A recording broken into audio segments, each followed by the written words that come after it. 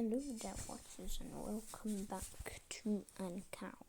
This is the 12th episode in the series, and today we're going to be covering 30 years in this universe. And let's just get right in. Where we left off was when Vilk took some of this land over here in the Americas. So, 3 years after this, we come to the country of Henjoda, which is quite big.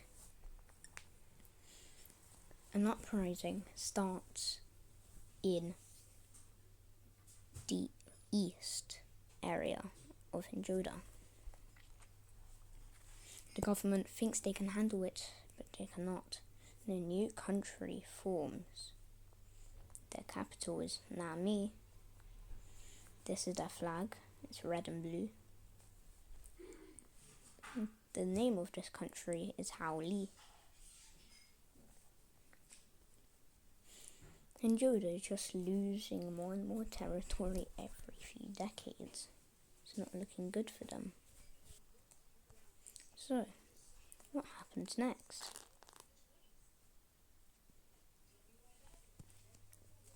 This country, which is Morenos, they take more land from the empty Americas as part of the scramble for the Americas. They take parts of Arizona, New Mexico, Kansas, the whole bunch. And they even venture into Canada. They take Nanaimo Island.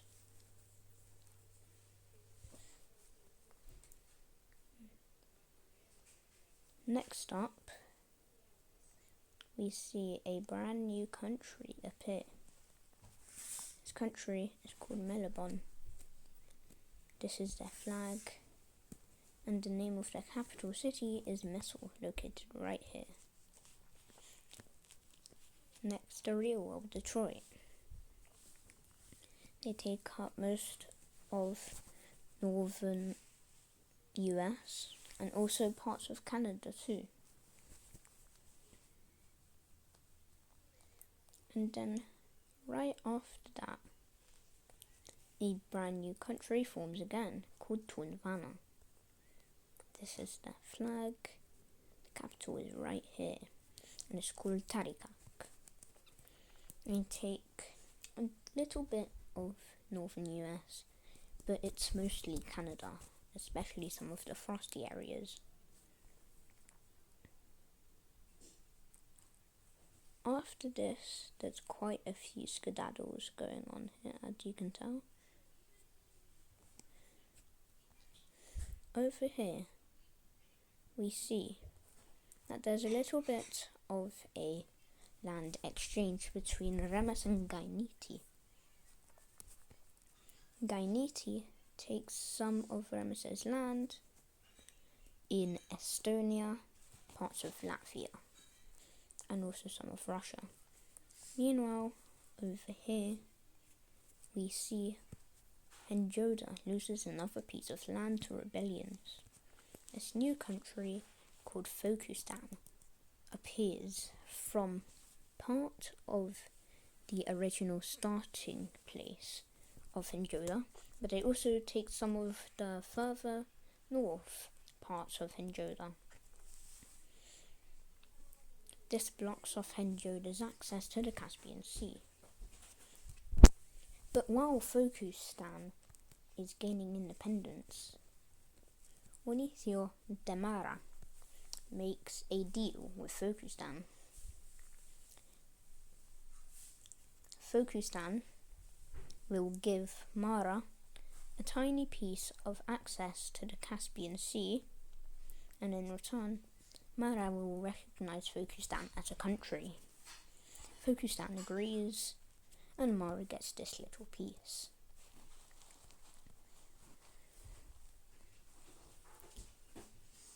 Let's see what happens next. appears nothing happens this year, but in the next year, this happens. We zoom in to Eastman Bassa, specifically next to Iras. Everything is peaceful in Iras until the Turkish Manbasa come to invade. They steal this part of Greece, and suddenly the capital is gone, so they have to improvise and make Dubrov their new capital.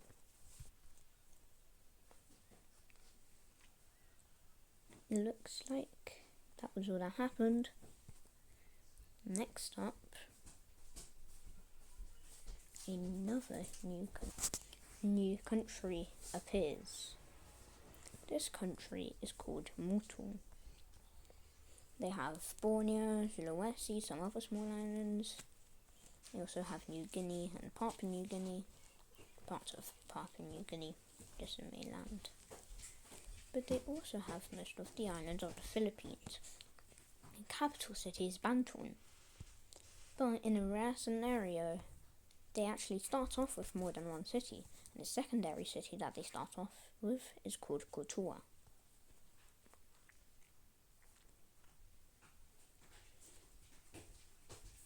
Next, this country, Tuanvana, they decide they want more Arctic land. Because why not? They are the Arctic country alongside Vilk with their Greenland colony. So they decide to take a bunch of these Canadian islands, and they become quite big.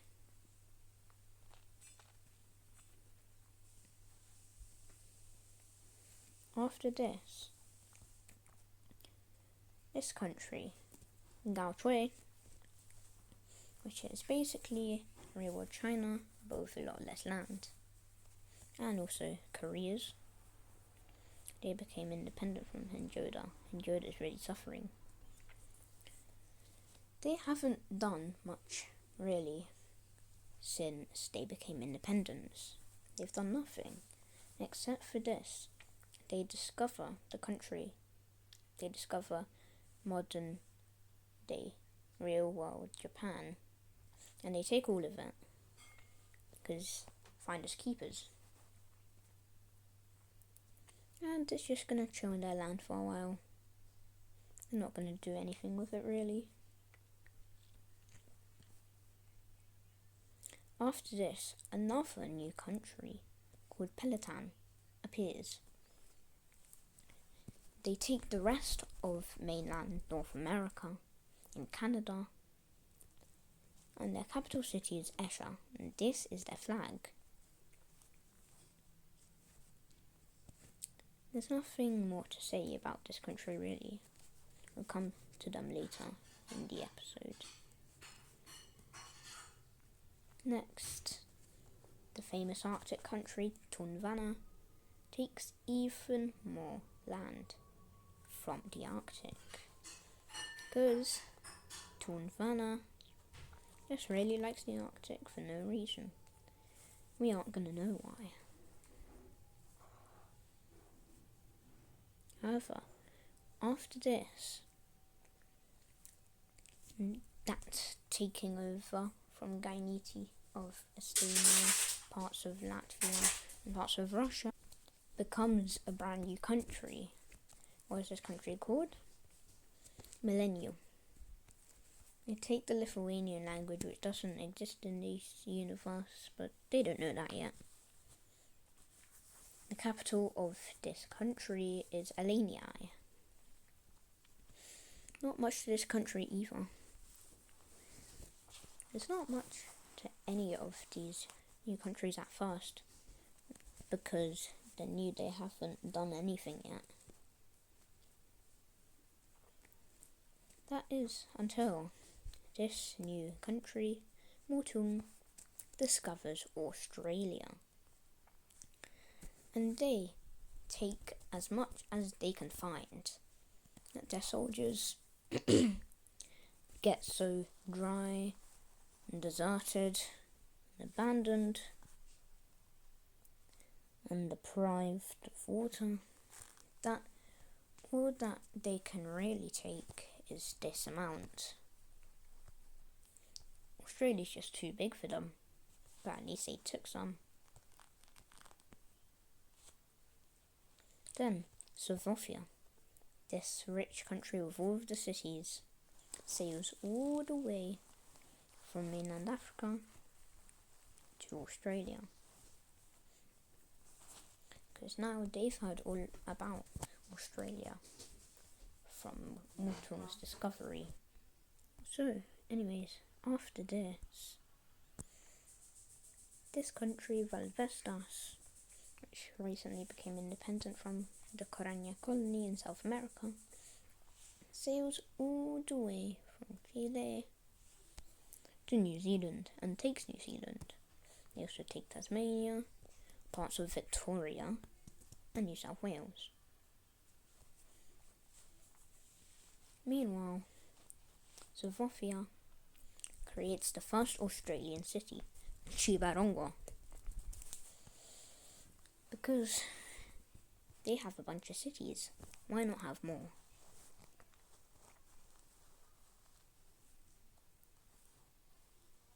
Then after this, the first native Australian or Aboriginal country is created. This country is called Botjul, and the capital is Gaboilo. They are also the first Australian country to border other Australian countries. Before this, all of these territories in Australia were isolated from each other. In 476, Mara, or Nicio de Mara, decides that they want more land. They are hungry for land. So they sail all the way from Oman to Australia and create this little colony in northwest Australia. I guess there's lots of countries that are up for the whole colonialism thing. That doesn't matter a lot, really. In 477, another colony appears in northwest Australia, directly bordering the Maran colony. This colony is from none other than Henjoda. They are tired of losing land, so they make a colony in Australia to gain all that land back. They think they just hit bingo. At least they think. However, just 1 year later, boom, 3 new countries are created in Australia, which take up all of the land. These are the 3 federacies of Indigia. The first country is the Federacy of Lugu. The second country is the Federacy of Atimja, and the third is the Federacy of Kalima. This is Atimja, this is Kalima, and this is Lugu. The Lugu's capital is Malaya, right here. Atimja's capital is Wiggler, right here. And Kalima is landlocked. Their capital is right here, is Ulai. These 3 countries weren't just created for no reason or to be sovereign. They were created because they want to create peace in the Australian continent. As you can see, before this, there were a whole 6 countries in Australia. If anything happened in Australia, it was going to be a war, so they created 3 more countries to stop this from happening and solidify these new borders. Meanwhile, on the other side of the planet, a new country called Akula is created that controls the rest of Greenland. Their capital is Kunik. they aren't going to do much. In 479, this colony of Corania becomes independent. They are tired of being controlled by the Coranians. They are tired of being kept under by the Europeans. So they become independent as Ferrana. The capital is Maceió, the old Spanish colony city. They still have colonies in these islands, but it's much less to what they had before.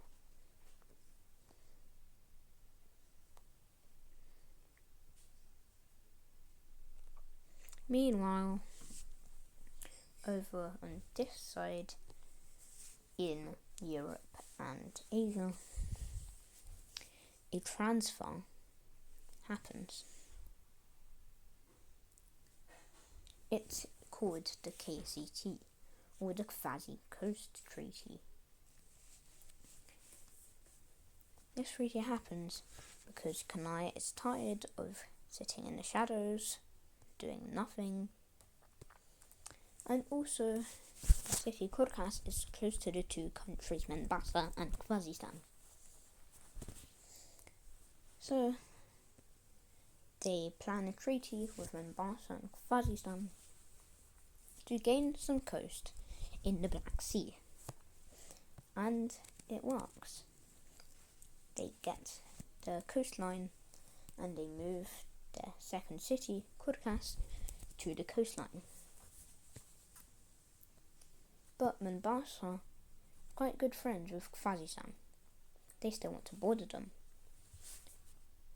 So, being the little sea sailors that they are in Europe, they sail over to Crimea as a little ex-slave that isn't connected to the mainland in any way, and they create another one in Minsk that borders Khwazistan.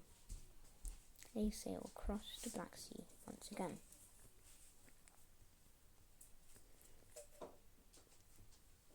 After this, another colony of Karanya is independent. It's called Mitiaba. Very big. And its capital is Carigua. This is Karanya's flag, by the way. But most of their colonies have been removed.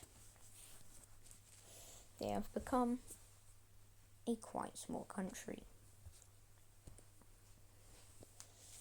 Now, South America is completely rid of colonies. Meanwhile, a tiny microstate, the first microstate in the world, is created. Their name is Motrama, and all they control is Socotra. The capital is Mulu. They become independent from Ugwenda's rule, because why not? And that is the end of today's story. If you enjoyed this video, stay tuned, there'll be more episodes. You can like or subscribe if you want. I don't really care that much. I don't want you to obsess over me, I just want you to enjoy. Thanks for watching, and goodbye, Jonka Plunkers.